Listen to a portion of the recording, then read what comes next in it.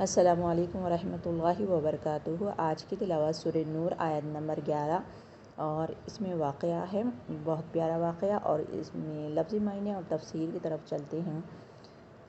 رب زدنی علما۔ اعوذ باللہ من الشیطان الرجیم، بسم اللہ الرحمن الرحیم۔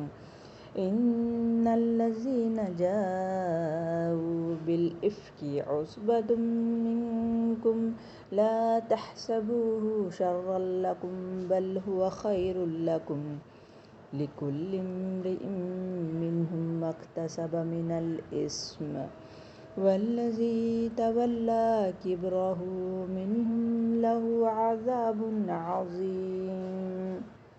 چلیے لفظی معنوں کی طرف اس سے پہلے ہم تھوڑا سا واقعہ دیکھتے ہیں۔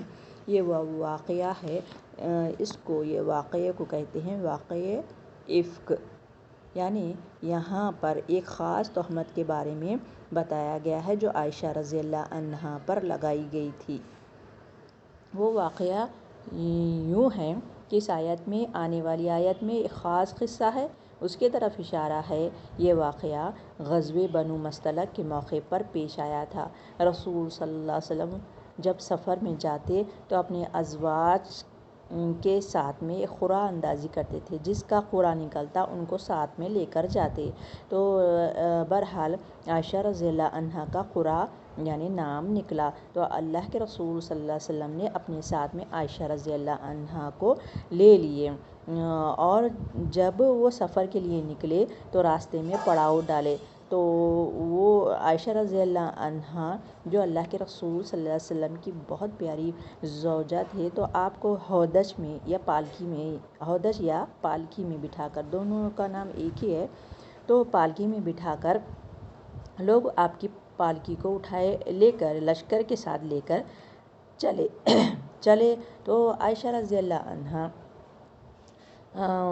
جب پڑاؤ ڈالا گیا تھا تو آپ کو رفع حاجت پیش آئی، تو آپ نے جب پالکی سے نکل کر رفع حاجت کے لیے گئے تو آپ کی بہن، بڑی بہن اسماء رضی اللہ عنہا کا ہار لے کر آئی تھی، کیونکہ عائشہ رضی اللہ عنہا چھوٹے تھے اور آپ یہ محسوس کرے کہ میں ہار پہنوں گی، تو وہ ہار مانگ کر جو لائی تھی، پہنے تھے، وہ گم ہو گیا۔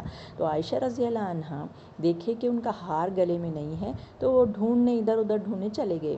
تو اب جب لشکر ٹائم ہو گیا تھا، لشکر چلنے لگا، اور سب لوگ، یہاں تک کہ اللہ کے رسول صلی اللہ علیہ وسلم اور سب لوگ بھی پالکی اٹھا کر یعنی ہودج اٹھا کر چلے گئے، تو اب وہ عائشہ رضی اللہ عنہا ہلکی پھلکی تھی۔ تو جب وہ سمجھے، یہ لشکر یہ سمجھے وہ لوگ کہ عائشہ رضی اللہ عنہا اللہ کے رسول صلی اللہ علیہ وسلم کی پیاری زوجہ اس میں بیٹھ گئی ہے، مگر وہ بیٹھے نہیں تھے، تو وہ ہودج لے کر چلے گئے۔ عائشہ رضی اللہ عنہا جب واپس آئی، ان کا ہار جو گم ہو گیا تھا، جب وہ حالت میں واپس آئی تو وہ دیکھتی ہے کہ وہ لشکر ہی نہیں ہے، تو وہ پریشان ہو گئے عائشہ رضی اللہ عنہا، اور وہ بہت سمجھدار تھے، تو وہیں پر بیٹھ گئے، یعنی وہیں پر سو گئے، تھکے ہارے تھے، پریشان بھی تھے، تو وہیں پر سو گئے۔ تو صفوان بن معطل رضی اللہ عنہ کیا کرتے تھے کہ لشکر کے پیچھے اسی لیے رہتے تھے کہ کسی کا سامان گر گیا تو میں اٹھا لوں، اور کوئی رہ گیا تو میں اس کو واپس لے کر جاؤں۔ تو صفوان بن معطل دیکھتے ہیں، واپس پیچھے سے آ رہے تھے، تو وہ دیکھتے ہیں کہ ایک لیڈیز ہے، تو وہ قریب گئے تو پہچان لیے کہ یہ تو عائشہ رضی اللہ عنہا ہے، اور وہ کہنے لگے انا للہ و انا الیہ راجعون، کہنے بس اتنا ہی منہ سے کہا، بے شک ہم اللہ کے ہیں، اللہ ہی کی طرف لوٹنے والے ہیں، بس اتنا ہی کہا۔ اور پردے سے پہلے صفوان بن معطل رضی اللہ عنہ ان کو دیکھ چکے تھے، یعنی عائشہ رضی اللہ عنہا کو دیکھ چکے تھے، تو وہ پہچان بھی لیے، اور لہذا وہ سواری قریب لے کر گئے، عائشہ رضی اللہ عنہا اس پہ بیٹھ گئے۔ بیٹھ کر جب پہنچے، لشکر کی طرف پہنچے، دوپہر کا وقت تھا، تو جب وہاں پر جہاں پر مقام پر وہ لشکر تھا وہاں پر پہنچے، تو واپسی پر سب لوگ دیکھے اور وہ دیکھنے والوں میں سے ہے عبداللہ بن ابی، سرداران، بڑے بڑے سرداران، اور ان میں سے منافقین تھے اور 3 مسلمان تھے۔ دیکھے تو عبداللہ بن ابی وہ جو دشمنی رکھا تھا، کیونکہ وہ سردار مدینہ کا سردار بننے والا تھا، جب اس کو تاج پہنانے والے ہی تھے اللہ کے رسول صلی اللہ علیہ وسلم یہ مدینے میں آ گئے اور سب لوگ پلٹ گئے، تو وہ دشمنی نکالنا تھا، تو وہ دیکھ کے عائشہ رضی اللہ عنہا پر یہ الزام لگایا زنا کا، اور ان کے عبداللہ بن ابی کے ساتھ میں منافقین بھی ساتھ ہو لیے۔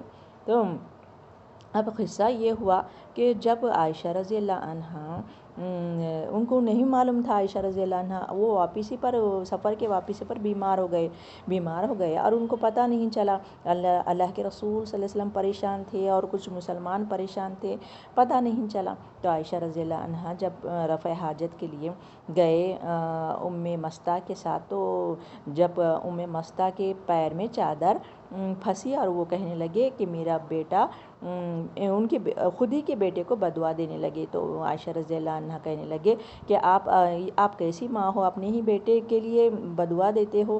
تو پھر وہ صاف کہنے لگے کہ میرا بیٹا بھی اس بہتان میں شامل ہے۔ تو تب جا کے عائشہ رضی اللہ عنہ کو معلوم ہوا، اور وہ 2 راتیں 1 دن روتے رہے اور آخر میں اجازت لے کر اپنے ماں باپ کے پاس چلے گئے اور ماں باپ کو سارا قصہ کہہ سنایا، اور ماں باپ یہ بات سے واقف تھے۔ تو اور دکھ ہوا عائشہ رضی اللہ عنہ کو۔ پھر ایک مرتبہ 1 مہینہ گزر گیا، تو عائشہ رضی اللہ عنہ کے پاس اللہ کے رسول صلی اللہ علیہ وسلم آ کے کہنے لگے، ایک تو ان کی خبر نہیں لیا اور آ کے کہنے لگے آپ سچ بتا دو کہ آپ کے ساتھ کیا ہوا ہے۔ تو آپ کیا کیے؟ اللہ کی طرف معاملہ کر دیے کہ کہنے لگے کہ میں اللہ پہ بھروسہ رکھتی ہوں، وہ آیت ضرور وحی نازل کریں گے۔ تو تب ہی اللہ کے رسول صلی اللہ علیہ وسلم پر وحی نازل ہوئی، اور اللہ کے رسول صلی اللہ علیہ وسلم صاف کہہ دیے کہ اے عائشہ آپ کے اوپر برات نازل ہوئی۔ تو آپ بہت خوش ہوئے، تو آپ جلی آپ کی ماں کہنے لگے کہ حضور کا شکریہ ادا کرو، عائشہ رضی اللہ عنہا کو کہنے لگے۔ تو وہ کہنے لگے کہ میں کیوں شکریہ ادا کروں، میں اس رب کا شکریہ ادا کرتی ہوں جس نے وحی نازل کی۔ سبحان اللہ، یہ قصہ پیش آیا۔ چلیے جلدی سے ہم اس کے معنی سمجھتے ہیں۔ ان بے شک الذین، جو لوگ جاؤ آئے، یہ جاؤ گئے نہیں ہوتا بلکہ بعد میں با آیا ہے تو آئے کہیں گے۔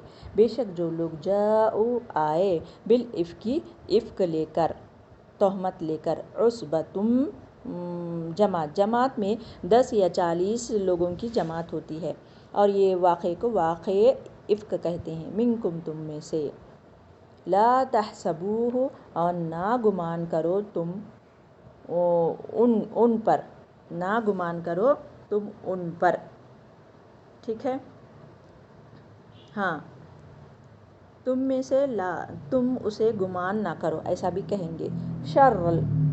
شر ہے لکم تمہارے لیے، بلکہ ہوا ضمیر ہے، رفع کی ضمیر ہے، بلکہ ہوا وہ خیر، بہتر ہے لکم تمہارے لیے، یعنی اللہ تعالیٰ کہہ رہے ہیں کہ تم جو افک باندھ رہے ہو، تم تو بڑے مزے لے رہے ہو، اور تم سمجھ رہے ہو کہ وہ تم جو بات کہہ رہے ہو تمہارے لیے بہتر ہے، تم کو مزہ آ رہا ہے۔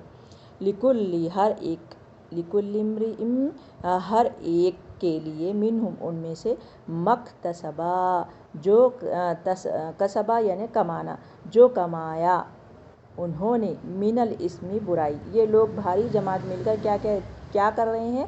برائی کما رہے ہیں، منہ سے برا کہہ کے۔ والذی، وہ جو یہ اسم موصولہ ہے، وہ جو تولا پھر گیا، کبرہ، اس کا کبر، اس کا مکر، منہم ان میں سے، لہو، اس کے لیے، عذاب عظیم، بہت بڑا عذاب ہے۔ کہہ رہے ہیں یعنی جن لوگوں نے بہتان باندھا ہے تم میں سے ایک جماعت ہے، اس کو اپنے حق میں برا نہ سمجھنا، بلکہ وہ تمہارے لیے اچھا ہے۔ ان میں سے جس شخص نے گناہ کا جتنا حصہ لیا اس کے لیے اتنا ہی وبال ہے، اور جس نے ان میں سے اس بہتان کا بڑا بوجھ اٹھایا ہے اس کو بڑا عذاب ہے، جنہوں نے اپنے باتوں سے بہتان باندھا۔